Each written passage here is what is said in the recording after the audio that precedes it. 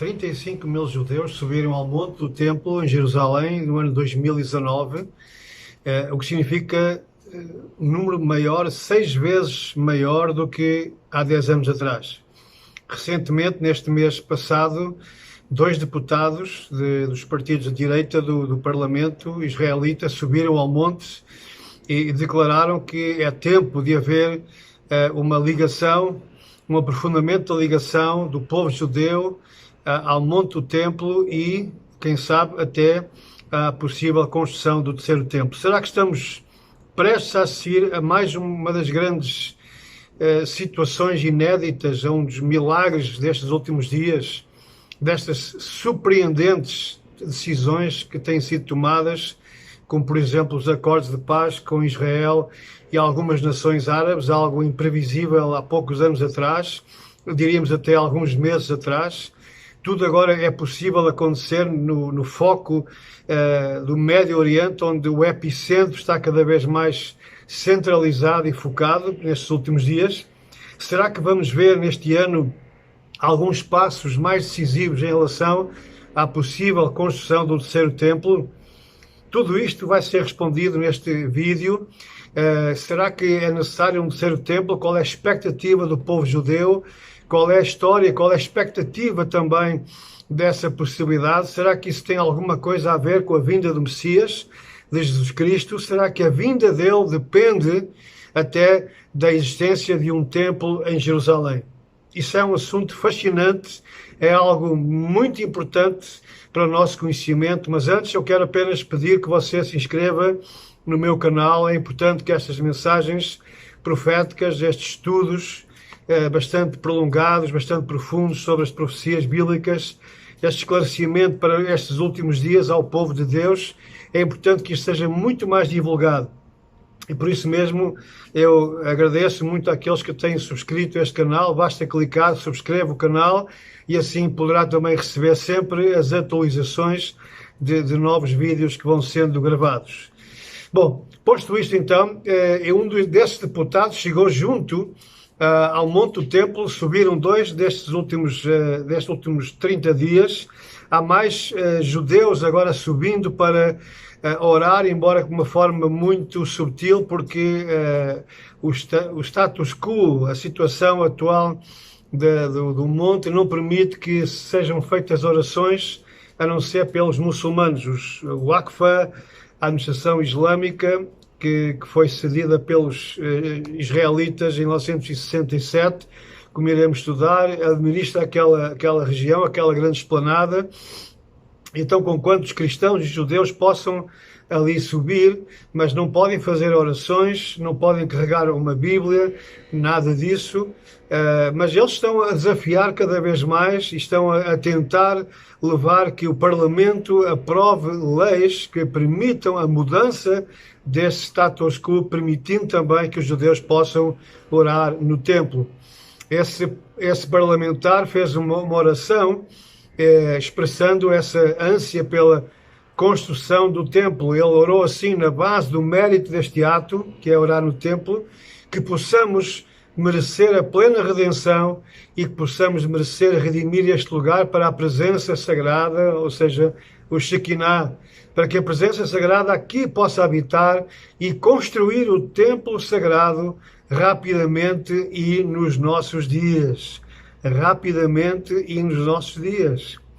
Isto são deputados do atual governo do Parlamento de Israel.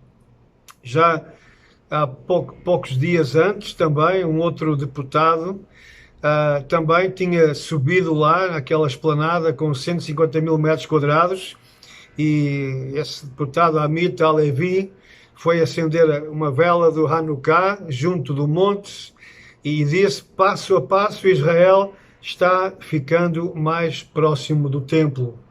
Ouça bem, passo a passo Israel está a ficar mais próximo do templo. Ele disse mais que é direito de todo judeu poder ir a qualquer lugar na Terra Santa, e especialmente na cidade santa de Jerusalém, e este lugar onde estivemos antes de todos, muito antes que houvessem muçulmanos, muito antes que estivessem lá os bizantinos, os cruzados, muito antes desde há 3.000 anos, já ali a presença dos judeus. É importante que estes parlamentares só podem ali subir-se com a autorização do primeiro-ministro de Israel, o atual primeiro-ministro Benjamin Netanyahu. Ele tem que dar uma permissão específica para que estes parlamentares possam ir ali, ser acompanhados pelos seguranças e começar então, talvez, este movimento. A Levi citou também o texto de Zacarias 4:10, muito importante, que diz assim: quem despreza o dia das coisas pequenas. E ele disse mais, estava ali para fortalecer o templo, a casa de oração. Houve um recente incidente provocado pela oposição das autoridades islâmicas que administram aquele espaço, o Aqfa, são jordanos, muçulmanos, e Israel, depois que fez acordos de paz com os Emirados, com o Bahrein, e agora também com o Sudão e Marrocos, então foi ali uma delegação de muçulmanos dos Emirados Árabes Unidos. Isto foi muito ao desagrado dos palestinianos e dos jordanos, e então, como reação, foi criado no Parlamento de Israel, no Knesset, um lobby pró-Monte do Templo em Israel. E eles dizem, nessa declaração, esta tomada de posição, dizem o exercício da nossa soberania sobre o monte do templo, mesmo que pela força. É triste que realmente Israel, através do general Moshe Dayan, em 67, quando ele disse porque é que eu preciso deste Vaticano, ele acreditava que a pertença do monte do templo e a administração daqueles lugares sagrados nas mãos de judeus iria incitar uma revolta do mundo árabe. E eles estavam no final, quase no final da Guerra dos 6 Dias, uma guerra tremenda que Israel ganhou, conquistou Jerusalém, conquistou grandes partes do território bíblico de Israel. E então Moshe Dayan, embora não tendo a permissão do Parlamento, ele tomou esta decisão e entregou então a soberania do monte do templo aos muçulmanos. Mas isto não foi do agrado de todos. Por exemplo, o líder do Shin Bet, que são serviços de segurança interna de Israel, o seu nome é Avi Ditcher, ele disse o seguinte: temos de atuar no monte do templo, não pelo direito à força, mas pelo direito dos nossos direitos sobre o sítio. Não podemos aceitar uma situação na qual o nome Mesquita de Al-Aqsa seja aplicado a todo o monte do templo. Os muçulmanos estão transformando todo o monte do templo em Al-Aqsa. Por outro lado, é inaceitável que os judeus que visitam o monte do templo sejam chamados de loucos. É inaceitável que o único símbolo judaico no monte do templo seja uma esquadra da polícia, e até essa sem a bandeira de Israel. É-nos então incumbido relacionarmos-nos com o monte do templo como um lugar sagrado para os judeus e assegurar-nos de que o monte do templo se mantém nas nossas mãos. O que é que está a acontecer? Os muçulmanos, estrategicamente, têm ali uma mesquita de Al-Aqsa na parte sul e tem o Domo da Rocha, onde está supostamente a pedra do lugar do sacrifício de Isaac, que Abraão ia fazer com o seu filho Isaac. E segundo os muçulmanos também foi daquela pedra que Maomé subiu aos céus, acompanhado do anjo Gabriel. Então, os muçulmanos querem dar o nome, em vez de apenas darem o nome Al-Aqsa àquela mesquita, àquele espaço, eles querem agora, estão a transformar todo aquele recinto, aqueles 150 mil metros quadrados, aquela grande esplanada que alguns de nós conhecem, que eu visito regularmente, querem dar o nome Al-Aqsa a toda aquela esplanada, ou seja, declarando a soberania como seja um lugar sagrado islâmico, todo aquele lugar, mesmo a parte norte, onde não há nenhum santuário, onde são apenas árvores, eles querem declarar, por assim dizer, a soberania islâmica sobre aquele espaço. E obviamente que os judeus não vão aceitar.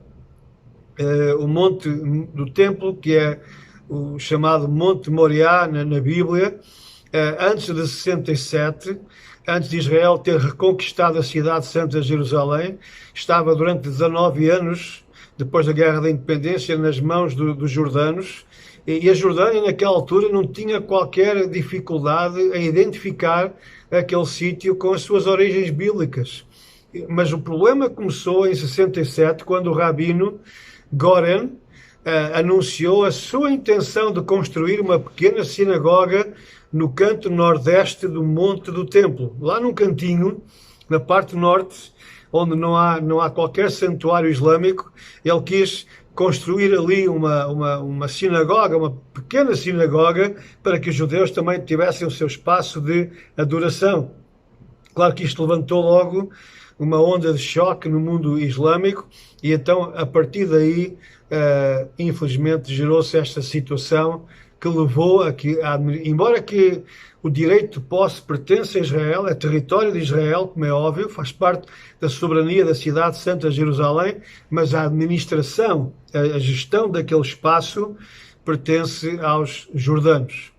Bom, a história dos templos de Jerusalém é uma história fascinante. Não vamos prender-nos com muitos detalhes, mas o primeiro templo foi construído ali naquele lugar pelo grande rei Salomão. David, o grande rei de Israel, queria construir ali no Monte Moriá, naquele lugar que pertencia a Araúna. Era um lugar onde ele fazia o seu cultivo, e então, quando veio uma praga terrível sobre a cidade de Jerusalém por culpa do rei David, David implorou a Deus, e Deus então desceu o seu anjo, e aquele anjo estava com a espada desembainhada. Morreram muitos milhares de judeus, e David clamou ao Senhor e lhe ofereceu um sacrifício na eira de Araúna. É exatamente neste lugar onde Abraão tinha subido com o seu filho Isaque para o sacrificar. Então David, devido ao facto de ter travado muitas guerras, ter as suas mãos manchadas de sangue, não teve a permissão para construir o desejado templo ao Senhor, o templo ao Senhor Deus de Israel. Mas ele, não tendo permissão, o Senhor lhe disse que seria o seu filho, Salomão, que teria esse privilégio. Mas então Davi, já que não podia construir, organizou todos os materiais, fez acordos com o rei Irão lá do Líbano para trazer madeiras, para trazer todos os materiais, ouro, tudo aquilo que era necessário foi preparado pelo rei Davi, que depois passou para o seu filho fazer esta enorme construção. E ela foi feita segundo as especificações providenciadas pelo Senhor Deus. Está escrito em detalhe no primeiro livro dos Reis. Atenção que isto nada tem a ver com o templo futuro descrito pelo profeta Ezequiel. Esse será um templo ainda maior, que cobrirá todo aquele espaço, e será o templo do reino milenar de Nosso Senhor Jesus Cristo, ou seja, o milénio, mas é outra realidade. Este templo de Salomão foi construído então por volta do ano 957 a.C., portanto há quase 3.000 anos atrás, e era uma estrutura esplendorosa, e lá dentro do lugar santo estava alojada a Arca da Aliança. Este templo permaneceu durante cerca ou mais até de 400 anos, até que no ano 586 o rei Nabucodonosor da Babilónia veio e arrasou por completo este templo. Mais tarde então, depois que este templo ficou em ruínas, em 541 a.C., os judeus estavam cativos na Babilónia e depois na Medo-Pérsia. Eles retornaram a Israel e começaram a restaurar a terra. No ano 538 a.C., houve uma tentativa para reconstruir o templo, mas parou subitamente.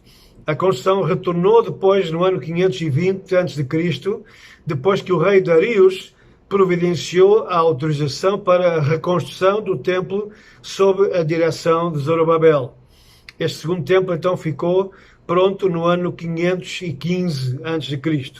Segundo o escriba Esdras, ele diz que o segundo templo era 1/3 maior que o primeiro. Portanto, era um espaço mais alargado, mas não era tão esplendoroso. Mas é interessante vermos como foram reis ímpios, reis que não temiam necessariamente a Deus, reis que não eram convertidos ao Deus de Israel e que permitiram, pela mão de Deus, que os judeus pudessem cumprir o plano do Senhor e reconstruir aquele templo. Mas mais tarde, o povo foi-se desmazelando, passaram-se mais de 400 anos, então surgiu o grande rei Herodes, e ele era um homem megalómano, ele era um homem das grandes construções, dos grandes palácios, e então, para agradar aos judeus, ele reinicia uma renovação daquele segundo templo, que tinha sido construído por Zorobabel, no tempo de Esdras, de Neemias e por aí fora. Então, no ano 20 a.C., aproximadamente, ele começa a reconstrução deste templo que, de tão grande que se tornou, demorou 46 anos. Mas, infelizmente, como nós sabemos, apesar de ter sido o templo onde o Messias Jesus entrou, onde ele ensinou tantas vezes, mas tal como ele profetizou, pouco tempo depois, naquela geração, seria completamente derrubado e não ficaria pedra sobre pedra. No ano 70, depois de Cristo, o templo foi completamente destruído e arrasado pelos romanos. A partir daí, todos os esforços para reconstruir o templo falharam por completo. No ano 129, o imperador romano Adriano, que era o imperador romano conhecido por ser o homem das grandes construções, ele construiu por todo o Império Romano, e ele também decidiu reconstruir Jerusalém, que estava naquela altura em grandes dificuldades. O povo judeu tinha sido exilado para Roma, tinham ali ficado poucas pessoas, mas de facto aquilo era um montão de ruínas. Então este imperador Adriano, ele decide reconstruir Jerusalém, mas não no conceito judaico, mas sim fazendo ali uma colónia romana, à qual ele deu o nome de Aelia Capitolina. Portanto, o nome Jerusalém seria completamente apagado do mapa, e o nome desta nova colónia, esta nova cidade romana, seria Aelia Capitolina. Claro que isto gerou uma grande revolta, chamada a última grande revolta de judeus contra Roma, contra a ocupação romana. Ela é conhecida como a revolta de Bar Kokhba, e ela ocorreu entre os anos 132 e 135. E o imperador ficou tão irado com esta revolta que ele então decidiu banir por completo os judeus. A população judaica foi toda ela expulsa da cidade. O judaísmo foi substituído por crenças pagãs. Começaram a surgir estátuas das divindades romanas.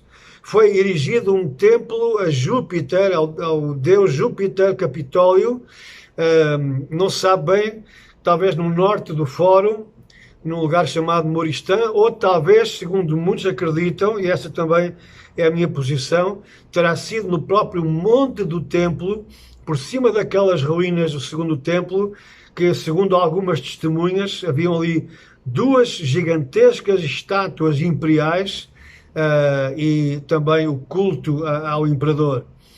A verdade é que, de facto, há suficientes provas históricas e também do próprio historiador cristão Eusébio, de que Adriano fundou em Jerusalém uma cidade, a qual chamou Aelia Capitolina, e no sítio do templo ele erigiu um novo templo, um templo romano ao deus Júpiter.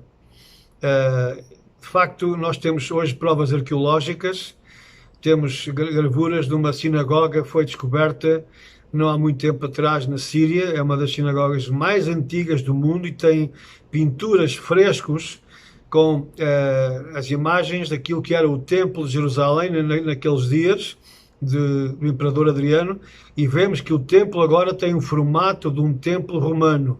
Nada a ver, de facto, com o Templo de Jerusalém segundo o conceito judaico. Mas nós percebemos que esses esforços, estas tentativas dos judeus reedificarem este templo, que seria o centro da sua adoração, seria, digamos, a razão do judaísmo, é o templo, a adoração ao Deus de Israel. Então, outras tentativas foram sendo feitas. Eu acredito mais que terá sido mesmo o outro imperador, o imperador bizantino Justiniano, porque há provas de que, de facto, ele terá construído ali, naquele lugar, uma igreja dedicada a Maria, Mãe de Deus. Como se já não bastassem as abominações do paganismo, colocando ali a imagem a Júpiter, como já tinha acontecido com Antíoco Epifânio no ano 167 a.C., agora vem um imperador cristão, bizantino, Justiniano, e coloca ali uma igreja, uma pequena basílica dedicada a Maria, Mãe de Deus, como se Deus tivesse mãe. Bom, mas no ano 361 surge um imperador romano chamado Juliano, um dos últimos imperadores, e ele permite então que o templo seja reconstruído. Ele é um homem muito liberal, ele aceita todas as religiões no seu império, e ele então permite que os judeus façam a reconstrução do templo, mas segundo algumas fontes históricas o projeto foi abortado. Houve uma intervenção sobrenatural, porque de cada vez que os judeus tentavam reconstruir o templo surgiam incêndios. E a descrição é que os incêndios vinham do interior da terra, era algo misterioso. Eles começavam a construir, vinha logo um fogo, um incêndio. E para colmatar, veio então o grande terremoto, o chamado Cisma da Galileia, no ano 363 depois de Cristo, e derrubou por completo tudo que havia sido erigido. Então, todas as tentativas ficaram completamente douradas. No ano 610 veio o Império Bizantino. Aliás, o Império Bizantino tinha estado ali até o ano 610, melhor dizendo, e então neste ano ele foi varrido pelos persas no ano 610, e os judeus voltaram a ganhar o controle de Jerusalém. E mal eles tinham começado um projeto de um templo, os persas entregaram a cidade aos cristãos. E o que é que os cristãos fizeram? Derrubaram logo aquele edifício que estava sendo erigido, deixando o lugar em ruínas durante bastante tempo, passando a tornar-se uma lixeira. É impressionante. Vemos que aquele lugar foi o lugar da Shekinah, da presença gloriosa do Senhor. O lugar onde Deus habitou, e agora é convertido numa lixeira. Até que surgem os muçulmanos. E agora a história muda por completo. No ano 637 depois de Cristo, os muçulmanos passam a controlar o monte do templo. Eles fazem o cerco a Jerusalém, os exércitos muçulmanos conquistam o monte do templo, e visto que os judeus estavam a tentar recuperar-se ainda do massacre dos bizantinos, então os muçulmanos permitiram, num ato de condescendência, parece que eles eram mais cristãos do que os verdadeiros cristãos, os muçulmanos permitiram então que eles pudessem ali viver em Jerusalém e praticar a sua religião, e os judeus começaram então alegremente e com muita euforia a reconstruir ou tentar fazer alguma coisa para trabalhar na construção de um templo em Jerusalém. Só que, entanto, os seus esforços foram logo bloqueados, porque algo de inesperado aconteceu. O califa Omar, um dos grandes califas do islamismo, ele veio visitar a então chamada Palestina e visitou aqueles lugares sagrados e toda aquela região, e ao ver o pobre estado em que o monte do templo estava, o que é que ele fez? Ele ordenou que toda aquela área, que era uma lixeira, fosse limpa e que agora ali fosse construída uma mesquita em madeira, exatamente no lugar onde agora está a mesquita de Al-Aqsa. Muitos anos depois, alguns anos depois, o califa Abd al-Malik, ele comissiona então a construção do Domo da Rocha por cima de um grande afloramento de base rochosa no Monte do Templo. E a ideia é que ele queria competir com as outras igrejas cristãs na cidade. De facto, o islamismo estava a controlar toda a região da Palestina daqueles dias, e então para os muçulmanos aquele sítio, aquele lugar, com tanta história bíblica que eles conheciam, passou a ser visto pelos muçulmanos como um lugar sagrado. Segundo vários eruditos islâmicos, estudiosos do Corão, a rocha que está dentro ou está por baixo do domo, essa rocha é o local do qual o profeta Maomé ascendeu ao céu acompanhado pelo anjo Gabriel. Eles acreditam também que Maomé foi dali conduzido por Gabriel para orar com Abraão, Moisés e Jesus. E Yeshua, ou Jesus, no árabe, é um profeta. Mas para eles Maomé é superior a Jesus, porque é o último profeta. Também há outros eruditos muçulmanos que acreditam que o profeta ascendeu ao céu a partir da mesquita de Al-Aqsa. Eles acreditam que este local do Domo da Rocha é o sítio que está mencionado na Sura 17, o capítulo 17 do Corão, que relata a história de Isra e Misra, que é a chamada milagrosa jornada noturna do profeta Maomé, a partir de Meca até à mais longínqua mesquita, onde ele realiza orações e de onde ele se leva ao céu para receber instruções de Alá. Esta jornada noturna, como é muito conhecida no islamismo, às terras longínquas, é mencionada no Corão de forma muito ligeira, mas é melhor elaborada pelos hadiths. O que eu quero dizer com isto é o seguinte, e aqui é crucial. Enquanto a Bíblia Sagrada, as Sagradas Escrituras, mencionam Jerusalém mais de 800 vezes, creio que são 813 vezes, Jerusalém ligada à história de Israel, o Corão original, porque agora o Corão tem sido deturpado para adaptar às conveniências do islamismo, que é uma religião baseada nas grandes mentiras, como nós sabemos. Então, o Corão original não menciona uma única vez o nome da cidade de Jerusalém, porque inicialmente a cidade não tinha grande importância para Maomé. A cidade importante para ele era Medina, como nós sabemos, que era a cidade santa para eles, e mais tarde também outra grande cidade, onde eles fazem agora anualmente as peregrinações, onde está a Kaaba. Portanto, essas são as duas grandes cidades, e é na direção destas cidades para onde os muçulmanos oram.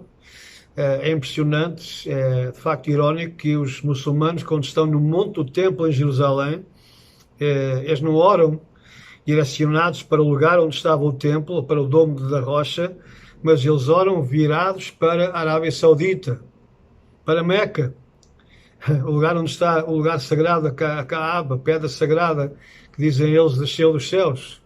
E inicialmente, de facto, eles oravam direcionados para Jerusalém. Porque o profeta Maomé aprendeu muito dos judeus, ele conviveu com os judeus inicialmente. Mas passado algum tempo, eles passaram, segundo diz Maomé, por uma alegada revelação de Alá. Então eles passaram a fazer as suas orações virados para Meca. Bom, segundo a tradição judaica, esta rocha é o lugar onde Deus criou o mundo, a partir do qual o mundo foi criado, e é também o sítio onde Abraão preparou o sacrifício para o seu filho Isaac. Era aqui também, segundo muitos judeus, que estava o lugar santo, o Santo dos Santos, onde estava o Templo de Jerusalém.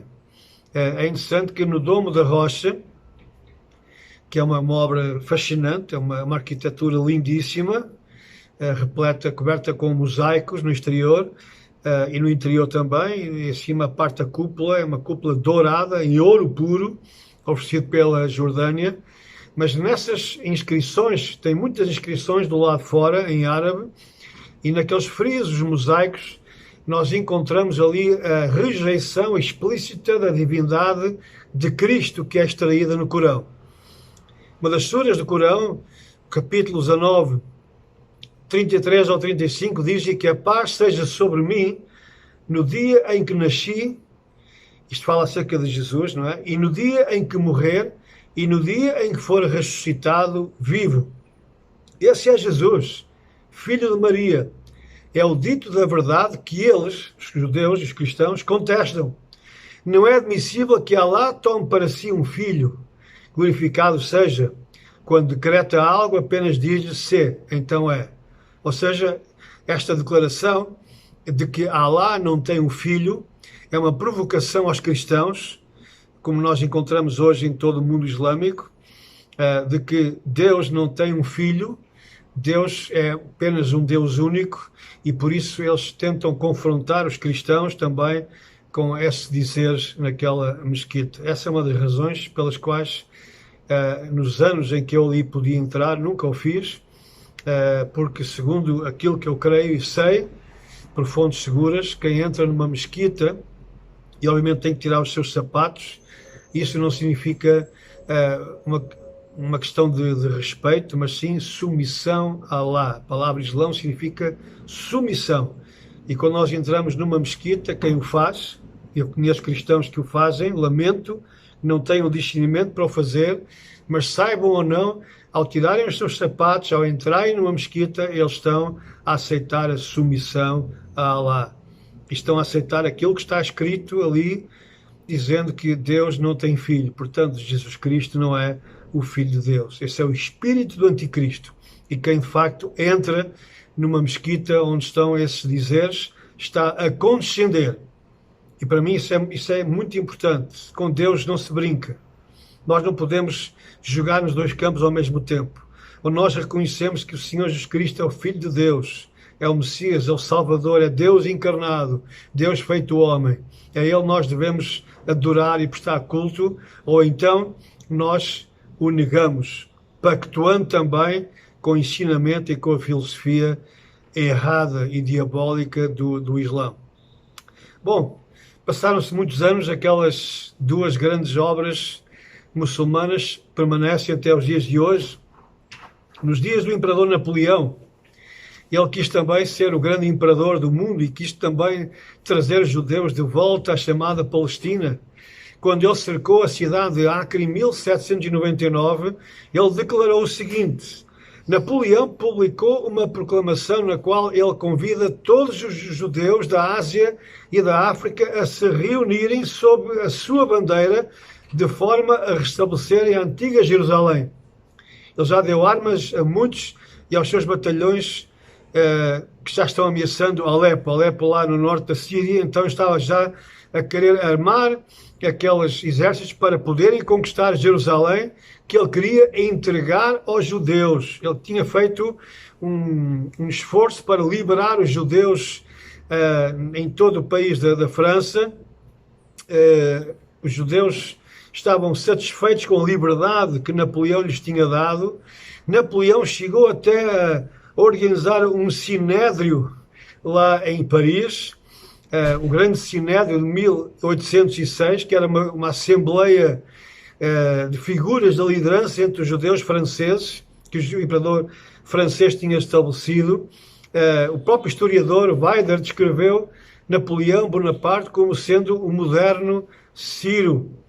Era seu plano, de facto, estabelecer um templo de Salomão. Napoleão disse o seguinte: é fazendo-me católico que eu trouxe a paz à Bretanha e à Vendée. É fazendo-me italiano que eu conquistei as mentes na Itália. É fazendo-me muçulmano que me estabeleci no Egito. Se eu governasse uma nação de judeus, eu restabeleceria o templo de Salomão. É interessante como Napoleão, esse grande imperador, esse conquistador de uma parte do mundo, ele já tinha também planos para levar este desejo dos judeus, este sonho dos judeus a bom termo, que era a construção de um templo em Jerusalém. Bom, mas chegamos então ao sionismo, ao final do século XIX, e surge esta figura, Theodor Herzl, que é o grande profeta final do judaísmo. Ele é chamado o pai do sionismo moderno. Na sua novela que ele escreve, A Antiga Nova Terra, publicada em 1902, ele descreve o futuro Estado judaico. É um sonho que ele tinha: restaurar o Estado judaico e convidar os judeus a voltarem à terra da promessa. Isso aconteceu 50 anos depois, como nós sabemos. E neste sonho que ele tinha, nesta obra literária, ele também incluiu a representação de um templo em Jerusalém, um templo reconstruído. No entanto, segundo ele, não tinha que ser reconstruído no lugar do monte do templo, porque estavam lá as mesquitas, então podia ser em outro local menos sensível. Talvez pudesse ser em outra região de Jerusalém, e esse templo não significava que tivessem que haver sacrifícios de animais, mas ele visionava assim uma grande sinagoga ornamentada, realizando os mesmos serviços religiosos, com as suas orações, com os seus cânticos, mas não teria sacrifícios. Em 7 de junho de 1967, quase no final da Guerra dos 6 Dias, quando os judeus, os israelitas, naquela tremenda guerra de 6 dias que mudou a história para sempre de Israel e do mundo, eles reconquistaram a cidade santa de Jerusalém. E de manhã cedo eles entram pela Porta dos Leões. os paraquedistas entram no monte do templo e eles recuperam aquele espaço aos muçulmanos que fogem dali para fora. E o coronel Motagur anuncia ao mundo inteiro este profético anúncio: o monte do templo está nas nossas mãos. Repito, o monte do templo está nas nossas mãos. E logo o oficial da Brigada das Comunicações, Ezra Orni, ele retirou uma bandeira de Israel da sua bolsa e perguntou a Gur se a podia içar sobre o domo da rocha. E Gur respondeu em árabe: Yala, vai, sobe. Ashmon acompanhou até ao domo da rocha, treparam até ao topo do edifício deste domo e vitoriosamente prenderam a bandeira de Israel a um poste onde ainda hoje está o crescente islâmico. Só que a bandeira foi logo baixada. Moshe Dayan viu a cena. Ele estava no Monte Scopus naquela altura e, observando com os seus binóculos, ele mandou uma mensagem urgente a Gur e disse: queres pôr o Médio Oriente em chamas? Baixa-me imediatamente essa bandeira. E, infelizmente, a história recuou para esse tempo tão triste do controle islâmico naquele monte, porque houve uma restrição religiosa. O povo judeu tinha acabado de retornar ao seu lugar mais sagrado. Esse lugar tinha sido negado durante séculos. Durante séculos eles não se podiam nem aproximar de Jerusalém, apenas uma vez por ano e à distância, no dia da destruição dos templos. E agora, perante aquela incrível vitória, eles acabam por ceder, por entregar essa vitória nas mãos dos muçulmanos. Dayan foi um grande herói, foi um grande general, mas falhou.